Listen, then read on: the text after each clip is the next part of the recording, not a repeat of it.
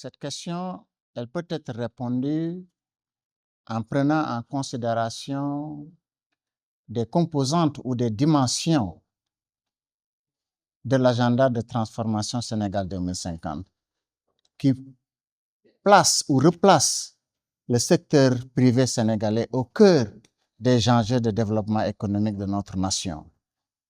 Vous avez certainement entendu Monsieur le Président de la République parler de Suñuy Champion. Vous avez certainement entendu le Premier ministre parler et revenir sur le concept de Suñuy Champion et évidemment et notamment sur le concept de Made in Sénégal ou label Made in Sénégal.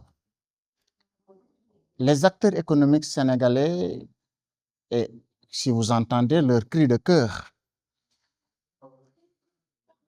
résument la quintessence de leurs revendications en quelques points.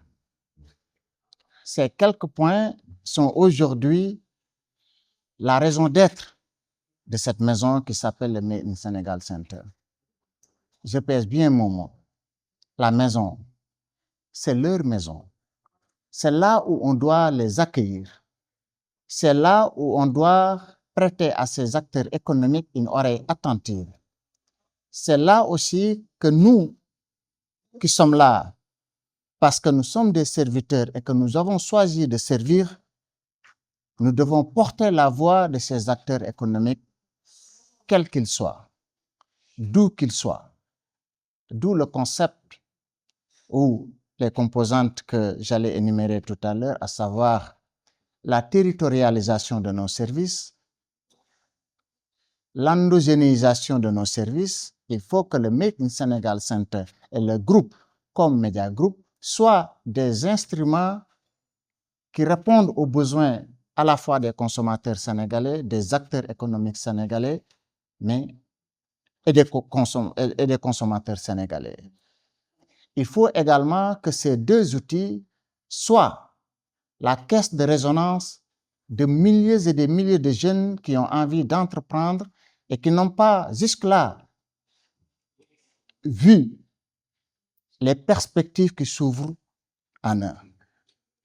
Il faut également que ces deux instruments, à savoir comme Media Group et le Made in Sénégal Center, soient des instruments d'écoute au service des acteurs économiques. Oui, quand on parle d'acteurs économiques, c'est une population assez vaste et peut-être même non homogène.